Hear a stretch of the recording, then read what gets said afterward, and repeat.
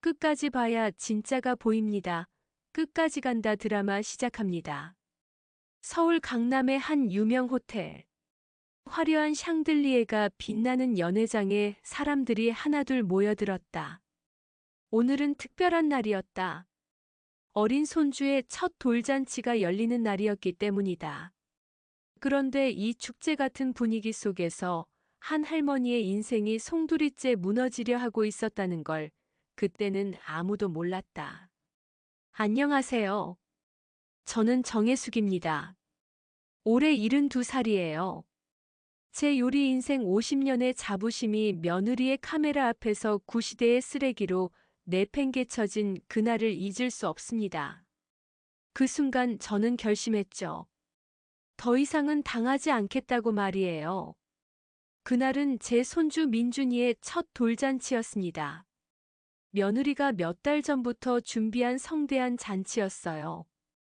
저는 새벽 4시부터 일어나서 정성껏 음식을 준비했습니다. 전통떡부터 시작해서 잡채, 전, 그리고 제가 평생 자부심으로 여겨온 비법 불고기까지. 하나하나 정말 마음을 다해 만들었어요. 손주를 위한 음식이니까 더욱 신경 썼죠. 호텔에 도착했을 때 이미 많은 사람들이 와 있었습니다. 나리의 인플루언서 친구들과 재민이의 회사 동료들이 화려한 옷을 입고 웃으며 이야기하고 있었어요. 저는 조심스럽게 제가 준비한 음식들을 꺼내서 한쪽 테이블에 정리했습니다. 그런데 나리가 다가와서는 눈살을 찌푸리더군요. 나리는 휴대폰을 들고 인스타 라이브를 켰어요. 팔로워가 10만 명이 넘는 유명한 육아 인플루언서거든요. 화면에는 실시간으로 댓글들이 쏟아지고 있었습니다. 그때 나리가 제 음식들을 가리키며 시청자들에게 말하기 시작했어요. 어머님 음식은 위생적으로 보이지 않는다고. 요즘 시대에 누가 이런 기름진 걸 먹냐고 하더군요. 순간 제 귀를 의심했습니다. 방송을 보고 있는 수천 명의 사람들 앞에서 제 음식을 그렇게 말하다니. 제가 새벽부터 정성껏 만든 음식을 말이에요. 나리는 계속해서 제 음식이 트렌드에도 안 맞고 비주얼도 별로라고 했습니다. 민준이한테는 건강한 유기농 음식만 먹여야 한다면서 말이죠. 그러고는 제 음식들을 하나씩 쓰레기통에 버리기 시작했어요. 실시간 방송으로 말입니다. 댓글창에는 악플들이 쏟아져 나왔어요. 시어머니 왜 저러냐는 말부터 시작해서 완전 촌스럽다. 요즘 누가 저런 음식 해오냐. 나리가 거절할 만하다는 내용들이었습니다. 제 다리가 떨렸어요. 심장이 쿵쿵거리며 뛰었습니다. 50년 동안 음식을 해오면서 이런 모욕을 당해본 적이 없었거든요. 더 충격적인 건 제 아들 재민이의 반응이었습니다. 저는 재민이가 나서서 뭐라도 말해줄 거라 기대했어요. 하지만 재민이는 그저 어색하게 웃으며 엄마 나리가 건강 때문에 그러는 거라고 둘러댔을 뿐이었죠. 그 순간 제 마음속에 뭔가 단단히 박혀있던 것이 깨져버렸어요. 제 아들이 저를 버린 기분이었습니다. 며느리 편에 서서 저를 외면하는 모습이 너무나 서글펐죠. 손님들도 다들 휴대폰으로 그 장면을 찍고 있었어요. 저는 그 자리에서 도망치고 싶었습니다. 하지만 손주 때문에 참았어요. 민준이의 첫 돌잔치를 망칠 수는 없었거든요. 나리는 방송을 끝내고 나서도 주변 사람들에게 계속 말했습니다. 어머님이 옛날 방식만 고집해서 힘들다고. 요즘 시대 감각이 전혀 없다고 하더군요. 그 말을 들은 사람들이 저를 바라보는 시선이 달라졌어요. 동정의 눈빛이었죠. 아니, 어떤 사람들은 비웃는 것 같기도 했습니다. 잔치가 끝나고 집에 돌아와서 혼자 울었어요. 제가 평생 자랑스럽게 여겨온 요리 실력이 하루아침에 쓸모없는 것이 되어버린 기분이었습니다. 그날 밤 잠을 이룰 수가 없었어요. 계속해서 그 모욕적인 순간이 머릿속에 맴돌았거든요. 나리의 목소리가 계속 들렸습니다. 위생적으로 보이지 않는다는 말, 트렌드에 안 맞는다는 말이 귓가에 맴돌았죠. 그런데 분노가 점점 커지면서 다른 감정이 들었습니다. 의대로 당하고만 있을 수는 없다는 생각이 들었어요. 제 50년 요리 인생을 그렇게 무시당하고 끝낼 수는 없었거든요. 다음 날 아침 거울을 보며 다짐했습니다. 더 이상은 당하지 않겠다고. 며느리가 제게 한 짓을 그냥 넘어가지 않겠다고 말이에요. 그때는 몰랐습니다. 이 결심이 저와 우리 가족의 운명을 완전히 바꿔놓을 거라는 걸 말이죠. 복수는 달콤하지만 그 끝은 쓰다는 것도 모른 채였어요. 하지만 그 순간만큼은 확실했습니다. 정혜숙은 더 이상 만만한 시어머니가 아니라는 것을요. 그 모욕적인 하루 이후로 저는 계속 과거를 떠올렸습니다. 제가 어떻게 여기까지 왔는지 말이에요. 남편 정수연이 세상을 떠난 건 재민이가 대학교 2학년 때였어요. 갑작스러운 심근경색이었습니다. 그때 저는 45살이었죠. 남편이 운영하던 작은 식당 하나만 남겨두고 떠났어요. 빚만 수천만 원이었습니다. 재민이 학비는 어떻게 감당하고 생활비는 어떻게 마련할지 막막했죠. 그때부터 제 진짜 요리 인생이 시작되었다고 할 수 있습니다. 아침 5시부터 밤 11시까지 식당에서 살았어요. 혼자서 장도 보고 음식도 하고 설거지까지 다 했습니다. 처음엔 손님들이 별로 없었어요. 남편이 없으니까 맛이 변했다고 하는 사람들도 있었죠. 하지만 저는 포기하지 않았습니다. 밤새워 레시피를 연구하고 남편이 남겨둔 요리 노트를 계속 들여다봤어요. 특히 남편의 비법 불고기 양념장 만드는 법을 완전히 터득하는 데만 1년이 걸렸습니다. 몇 번이나 실패했는지 몰라요. 하지만 결국 해냈죠. 그렇게 3년이 지나자 소문이 나기 시작했어요. 정혜숙네 집 손맛이 정말 좋다고. 특히 불고기는 이 동네에서 최고라고 하더군요. 손님들이 하나둘씩 늘어났습니다. 단골 손님들이 생겼어요. 아침에 출근하면서 김밥 사가는 직장인들, 점심에 불고기 정식 먹으러 오는 회사원들, 저녁에 가족들과 함께 오는 동네 사람들까지. 저는 그분들 한 분 한 분을 정말 소중하게 생각했어요. 그분들이 있었기 때문에 재민이를 키울 수 있었거든요. 재민이가 대학교를 졸업하고 취직을 할 때까지 15년을 그렇게 살았습니다. 하루도 쉬지 않고 식당을 운영했어요. 명절에도 제 생일에도 아프거나 힘들어도 문을 열었죠. 그 15년 동안 제가 얼마나 많은 것을 포기했는지 아세요? 친구들과의 만남도 여행도 심지어 제 건강도 뒷전이었어요. 오직 재민이를 위해서만 살았습니다. 재민이는 정말 착한 아들이었어요.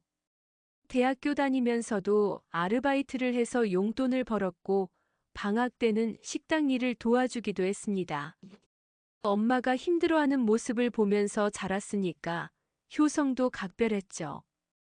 재민이가 대기업에 취직했을 때 저는 정말 기뻤어요.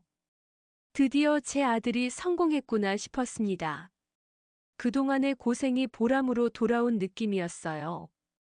재민이는 취직하자마자 제게 식당 그만두라고 했어요. 이제 자기가 엄마를 모시겠다고 하더군요. 하지만 저는 계속 식당을 운영했습니다. 손님들이 아직 저를 찾고 있었거든요. 정직한 손맛이라는 게 뭔지 아세요? 속이지 않고 정성으로만 만든 음식의 맛이에요.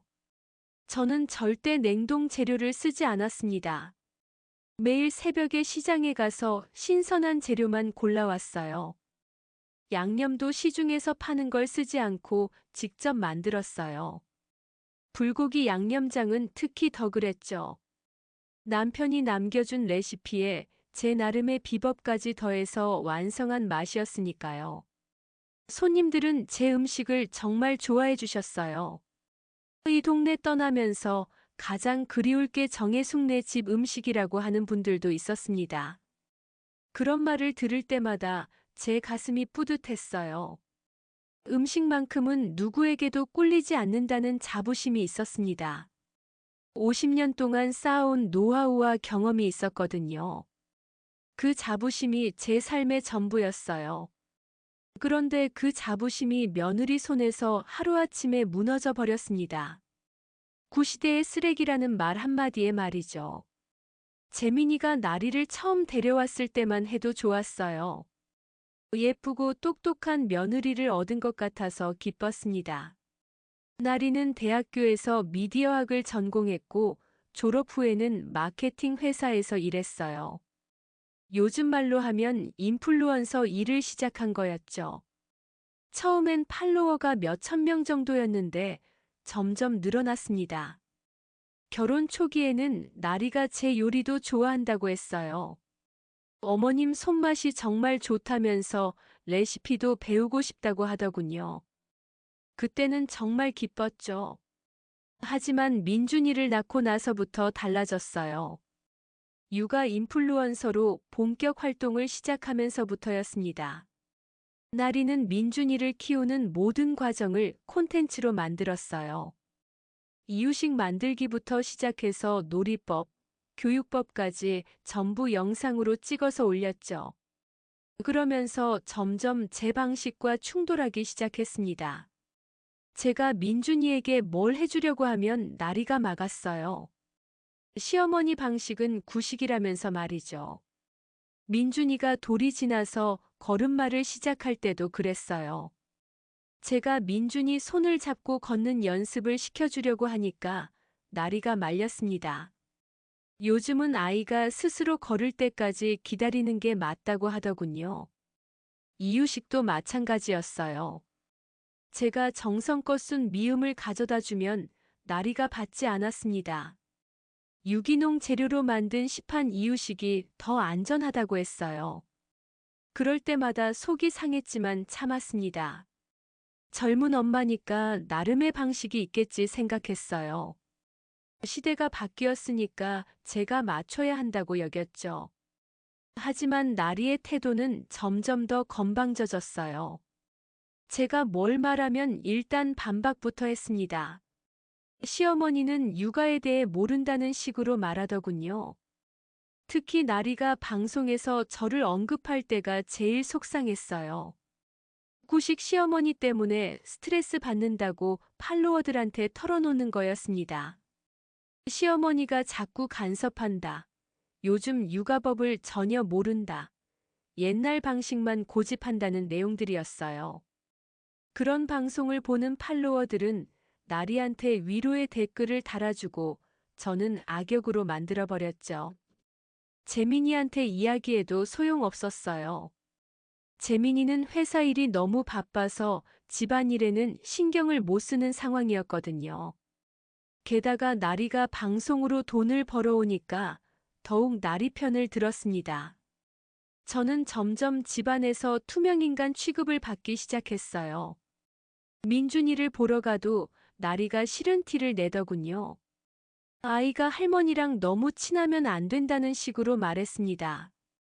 그렇게 2년이 지났어요. 민준이의 첫 돌잔치가 열리기 전까지 말이죠.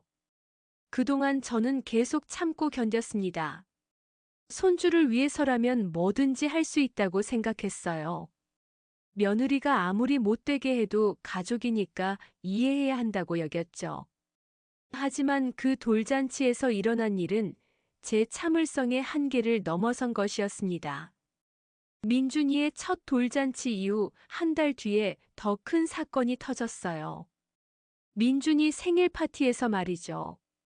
나리는 민준이가 돌이 지나고 한 달 만에 또 다른 생일 파티를 열었습니다.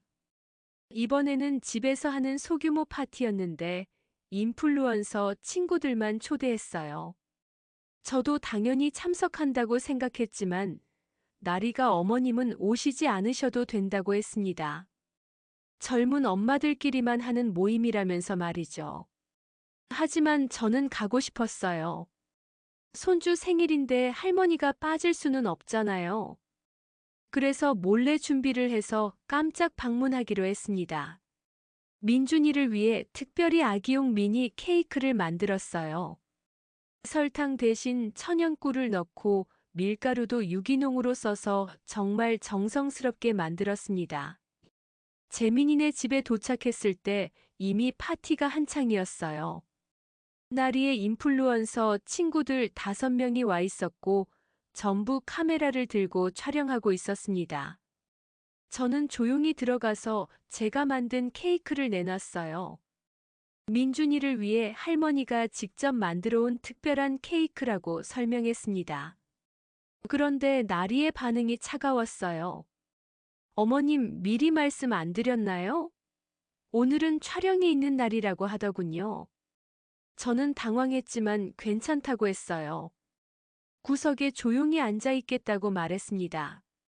그런데 나리가 다시 라이브 방송을 시작했어요. 이번에는 더 심했습니다. 나리가 시청자들에게 지금 시어머니가 갑자기 오셔서 당황스럽다고 말했어요. 미리 약속도 없이 오시는 바람에 파티 분위기가 어수선해졌다고 하더군요. 그러면서 제가 만든 케이크를 들어보이며 말했습니다. 시어머니가 만든 건데 요즘 누가 이런 기름진 걸 먹냐고. 트렌드에도 안 맞고 비주얼도 별로라고 했어요. 시청자들의 댓글이 실시간으로 올라왔습니다. 시어머니 왜 저러냐는 말부터 시작해서 눈치도 없다. 며느리가 불쌍하다는 내용들이었어요. 나리는 거기서 그치지 않았습니다. 민준이한테는 건강한 유기농 음식만 먹여야 하는데 시어머니가 자꾸 옛날 방식을 고집한다고 불평했어요. 저는 그 자리에서 모든 걸 참고 견뎠습니다. 하지만 속으로는 분노가 치밀어 오르고 있었어요. 더 충격적인 건 인플루언서 친구들의 반응이었습니다. 그들도 각자 휴대폰으로 촬영하면서 저를 구경거리로 만들고 있었어요. 한 친구는 자기 팔로워들에게 나리의 시어머니 상황을 실시간으로 중계했습니다. 얼마나 답답한지 모르겠다면서 말이죠. 또 다른 친구는 저를 배경으로 해서 요즘 시어머니들의 문제점에 대해 라이브 토크를 진행했어요. 구시대적 사고방식에서 벗어나지 못하는 기성세대의 전형이라고 하더군요. 저는 그 순간 제가 동물원의 원숭이가 된 기분이었습니다. 여러 개의 카메라가 저를 향해 있고 수많은 사람들이 저를 구경하고 비웃고 있었어요. 재민이는 그때도 회사에서 야근을 하고 있었습니다. 제가 전화해도 받지 않았어요.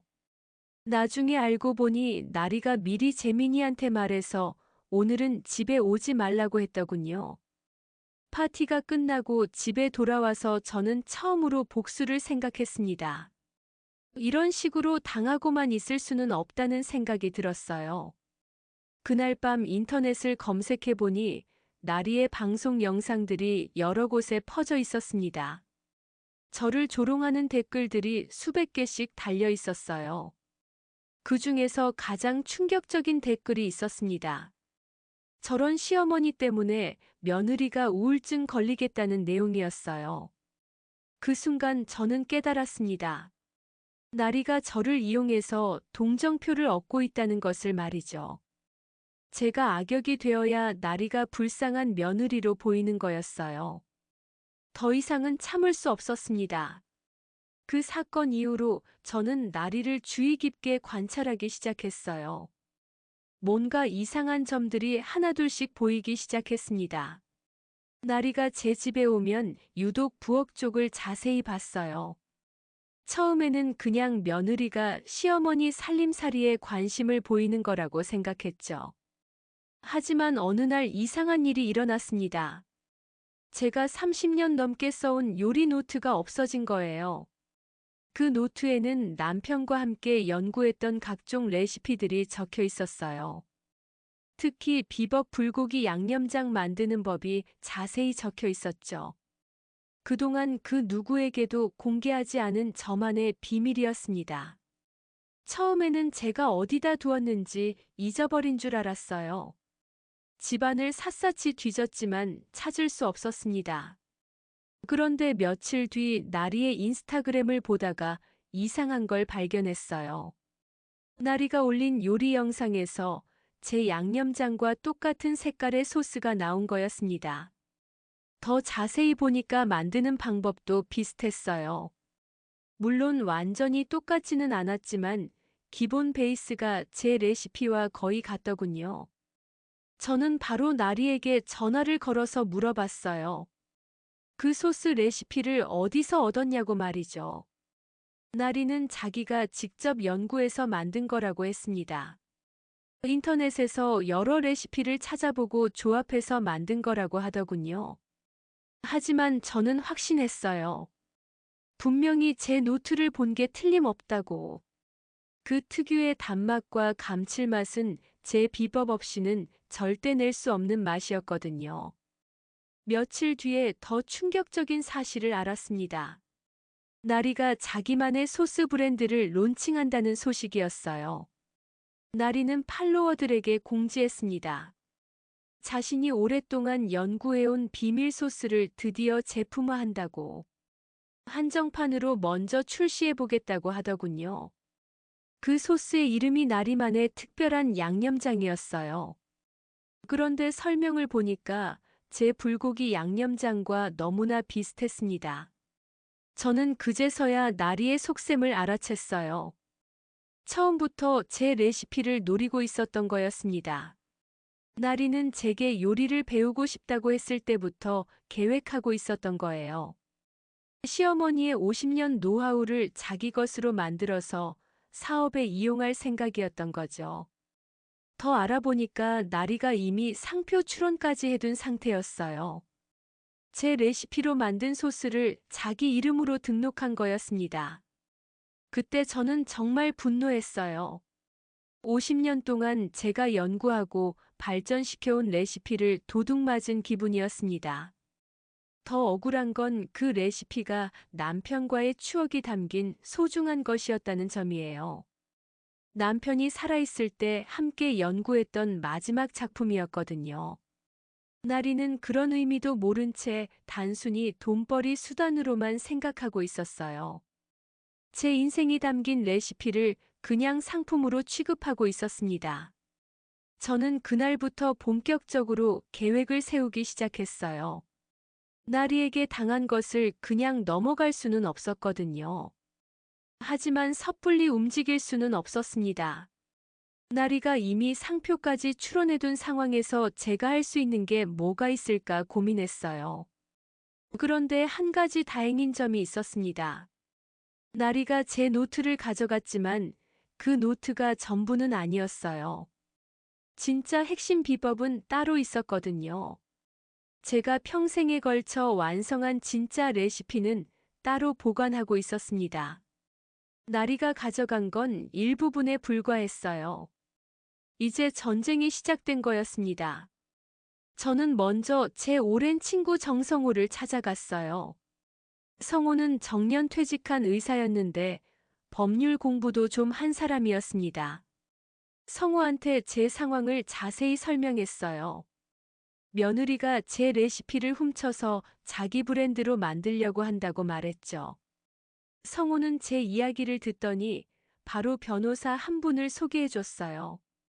지적재산권 전문 변호사였습니다.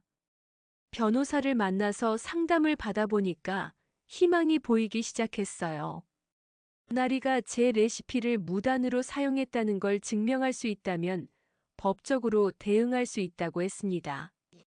다행히 제가 그 레시피를 만든 과정을 증명할 수 있는 자료들이 있었어요. 남편이 살아있을 때 함께 연구했던 메모들, 시행착오를 거쳐 완성해 나간 기록들이 남아 있었거든요. 특히 결정적인 증거가 있었습니다. 20년 전에 제가 지역 요리 대회에서 그 불고기로 상을 받았을 때의 기록이었어요. 당시 심사위원들이 레시피를 문서로 보관해 두었던 거였습니다. 변호사는 이 증거들로 충분히 승소할 수 있다고 했어요. 하지만 더 확실하게 하려면 추가 증거가 필요하다고 조언했습니다. 저는 그때부터 나리를 역이용하기 시작했어요. 나리가 제게서 더 많은 정보를 빼내려고 할 거라고 예상했거든요. 과연 며칠 뒤 나리가 연락을 해왔습니다. 어머님께 요리를 더 배우고 싶다고 하면서 집에 오겠다고 하더군요. 저는 일부러 환영한다고 했어요. 그리고 나리가 관심을 보일 만한 가짜 정보들을 준비해뒀습니다. 나리가 왔을 때 저는 연기를 했어요. 아무것도 모르는 척하면서 나리가 요리에 관심이 많다며 기뻐하는 모습을 보였습니다. 그러면서 슬쩍 제 비법 레시피에 대해 이야기했어요. 물론 진짜가 아니라 가짜 정보였죠. 나리가 혹시 제 레시피를 훔쳤다면 이 정보로 실수를 하게 만들려는 작전이었습니다. 나리는 역시 그 정보에 관심을 보였어요. 자연스럽게 질문을 하면서 더 자세한 내용을 알려고 했습니다. 저는 계속해서 가짜 정보를 흘려줬어요. 진짜와 비슷하지만 결정적인 부분에서 다른 정보들을 말이죠. 며칠 뒤 나리의 인스타그램을 확인해 보니까 제가 준 가짜 정보로 요리를 하고 있더군요. 역시 제 레시피를 훔친 게 맞았습니다. 이제 확실한 증거를 잡았어요. 나리가 제 레시피를 무단으로 사용하고 있다는 결정적 증거였죠. 변호사와 함께 본격적인 법적 대응을 준비하기 시작했습니다. 먼저 제 레시피와 상표권을 정식으로 등록했어요. 다행히 나리보다 제가 먼저 신청서를 넣을 수 있었습니다. 20년 전 요리대회 수상 기록과 그동안 제가 그 레시피를 사용해온 증거들이 있었기 때문에 우선권을 인정받을 수 있었어요.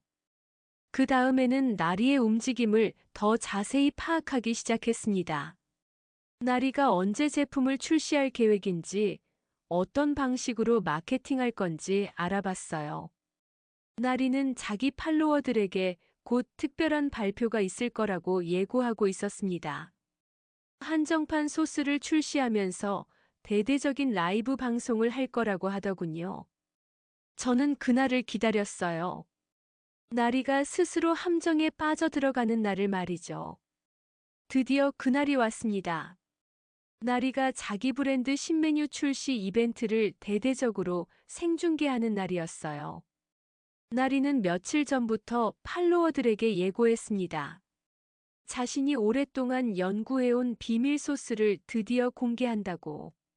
한정판으로 100개만 먼저 판매할 거라고 하더군요. 그날 오후 3시, 나리의 인스타 라이브가 시작됐어요. 평소보다 훨씬 많은 시청자들이 몰렸습니다. 실시간 시청자가 5,000명을 넘어갔어요. 나리는 화려한 세팅을 해놓고 방송을 시작했습니다. 예쁜 병에 담긴 소스들을 진열해놓고 하나하나 설명하기 시작했어요. 나리만의 특별한 양념장이라고 소개하면서 이 레시피를 완성하기까지 얼마나 많은 연구를 했는지 장황하게 설명했습니다. 시청자들은 열광했어요. 댓글창에는 주문하고 싶다는 메시지들이 쏟아졌습니다. 나리는 득이양양한 표정으로 방송을 진행했어요. 그런데 방송 시작 30분쯤 되었을 때 초인종이 울렸습니다. 나리는 잠깐만 기다리라고 하고 문을 열러 갔어요. 문 앞에는 변호사와 지적재산권 담당 공무원이 서 있었습니다. 저도 함께 갔어요. 나리의 얼굴이 순식간에 하얗게 변했습니다. 무슨 일이냐고 물어보더군요. 변호사가 차분하게 설명했어요. 나리가 판매하려는 제품이 타인의 지적재산권을 침해한 것으로 보인다고. 즉시 판매를 중단하고 법적 절차를 따라야 한다고 했습니다. 나리는 당황해서 무슨 말인지 모르겠다고 했어요. 자기가 직접 개발한 레시피라고 주장했죠. 하지만 변호사가 준비해온 증거 자료들을 보여주자 나리는 할 말을 잃었습니다. 제가 20년 전부터 그 레시피를 사용해왔다는 증명 서류들이었어요. 더 결정적인 건 나리가 제게서 훔쳐간 노트의 복사본이었습니다. 저는 미리 그 노트를 복사해 두었거든요. 나리의 소스와 제 노트의 레시피가 일치한다는 걸 보여줬어요. 그때까지도 인스타 라이브는 계속 진행되고 있었어요. 수천 명의 시청자들이 이 모든 상황을 실시간으로 지켜보고 있었습니다. 댓글창이 순식간에 뒤집혔어요. 방금까지 나리를 칭찬하던 사람들이 사기꾼이라며 비난하기 시작했습니다. 나리는 급하게 방송을 끄려고 했지만 이미 늦었어요. 누군가 화면을 녹화해서 다른 플랫폼에 올리고 있었거든요. 공무원이 나리에게 공식 문서를 전달했습니다.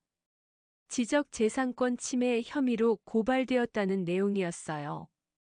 즉시 모든 관련 제품의 판매를 중단하라는 명령도 포함되어 있었습니다. 나리는 그제서야 저를 봤어요. 제가 거기 서 있는 걸 보고는 완전히 멘붕 상태가 됐습니다. 어머님, 이게 뭐예요? 왜 이런 식으로 하시는 거예요? 라고 소리쳤지만 이미 모든 게 끝난 상황이었어요. 저는 차분하게 대답했습니다. 나리가 제 레시피를 훔쳐서 자기 것처럼 팔려고 했다고. 50년 동안 제가 연구한 소중한 레시피를 도둑맞을 수는 없다고 말했어요. 그 순간 재민이가 집에 들어왔어요. 회사에서 급하게 온 모양이었습니다. 나리가 급하게 전화를 했나 보더군요. 재민이는 상황을 파악하지 못하고 있었어요. 엄마, 지금 뭐 하시는 거예요? 라고 물어보더군요. 저는 재민이에게도 설명해 줬습니다. 나리가 어떻게 제 레시피를 훔쳤는지, 어떻게 자기 것처럼 만들어서 팔려고 했는지 말이에요.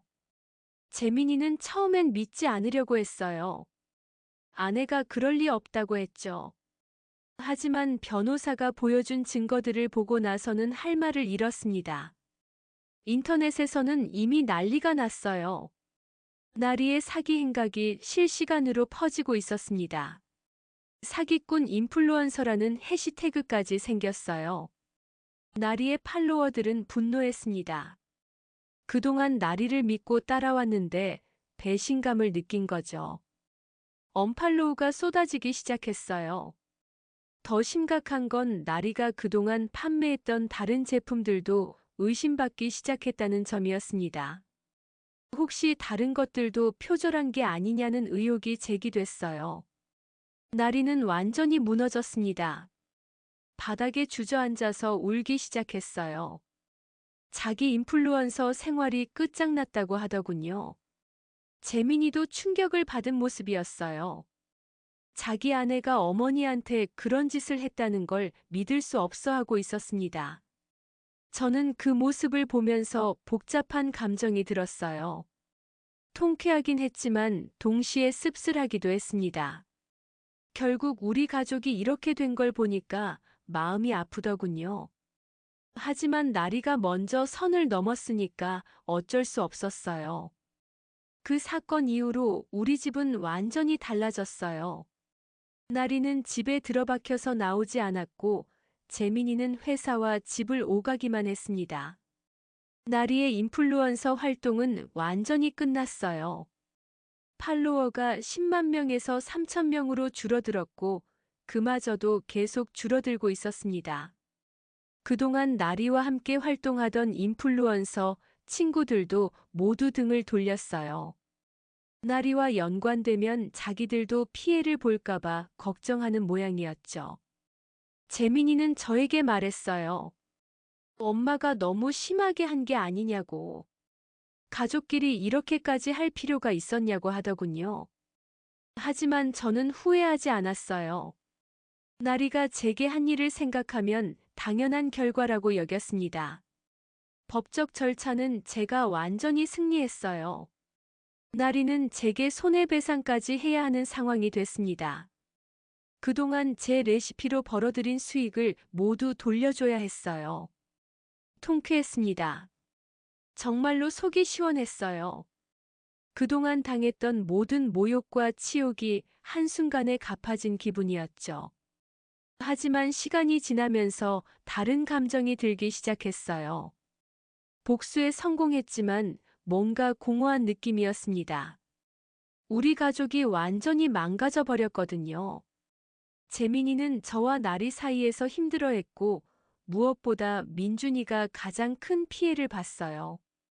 민준이는 아직 어려서 정확히 무슨 일인지는 모르지만 집안 분위기가 이상하다는 걸 느끼고 있었어요. 할머니를 보면 웃지만 뭔가 위축된 모습이었죠. 그때 저는 깨달았습니다. 복수는 통쾌하지만 그 대가도 크다는 걸 말이에요. 제가 원했던 건 나리를 벌하는 것이었지만 결과적으로는 손주까지 상처를 준 셈이었어요. 그게 가장 마음 아팠습니다. 몇 달이 지나고 나서 저는 새로운 결심을 했어요. 이제 복수는 끝났으니까 다른 일을 해보자고 생각했습니다. 예전부터 하고 싶었던 일이 있었어요. 동네 아이들과 노인분들을 위한 작은 요리 교실을 여는 것이었죠. 저는 집 근처에 작은 공간을 빌려서 요리 교실을 열기 시작했어요. 일주일에 2번 무료로 진행하는 수업이었습니다. 처음에는 몇 명 안 왔지만 점점 입소문이 나면서 참가자들이 늘어났어요. 특히 혼자 사는 노인분들이 많이 오셨죠. 아이들도 왔어요. 맞벌이 부모를 둔 초등학생들이 방과 후에 와서 간단한 요리를 배웠습니다. 그분들과 함께 요리하면서 저는 다시 행복을 느꼈어요. 제 손맛으로 누군가를 기쁘게 해주는 것이 이렇게 보람 있는 일이라는 걸 새삼 깨달았습니다. 어느 날 민준이도 따라왔어요. 재민이가 데려온 거였는데 민준이가 할머니 요리 교실에 가보고 싶다고 했다나 봐요. 민준이는 다른 아이들과 함께 김밥을 만들었어요. 작은 손으로 열심히 밥을 펴고 재료를 올리는 모습이 너무 귀여웠습니다. 그날 민준이가 제게 말했어요. 할머니 김밥이 세상에서 제일 맛있다고. 그 말을 듣는 순간 눈물이 났어요. 나리는 그 이후로도 한동안 집에만 있었어요. 하지만 최근에는 조금씩 밖으로 나오기 시작했습니다. 인플루언서 활동은 완전히 접었지만 다른 일을 찾아보고 있다고 들었어요. 재민이는 저에게 말했습니다. 이제 가족이 다시 화해했으면 좋겠다고. 민준이를 위해서라도 그랬으면 좋겠다고 하더군요. 저도 그 마음은 같았어요. 복수는 끝났고 이제는 치유의 시간이 필요했습니다. 며칠 전에 나리가 처음으로 저에게 연락을 했어요. 어머님께 죄송하다고 용서해달라고 하더군요. 저는 나리에게 대답했습니다. 이제 다 지나간 일이라고. 우리 모두 민준이를 위해서 다시 시작하자고 말했어요. 나리는 울면서 고마워했어요. 그리고 정말로 뉘우치고 있다고 했습니다. 저는 나리에게 제안했어요. 시간이 되면 제 요리 교실에 와서 도와달라고. 진짜 요리를 배워보라고 했죠. 나리는 그러겠다고 했어요. 이번에는 정말로 배우고 싶다고 어머님께 제대로 배워서 민준이에게 맛있는 음식을 해주고 싶다고 하더군요.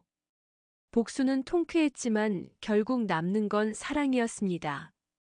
제가 평생에 걸쳐 터득한 손맛은 탐욕을 위해서가 아니라 사랑하는 사람들을 위해 쓰여야 한다는 걸 깨달았어요.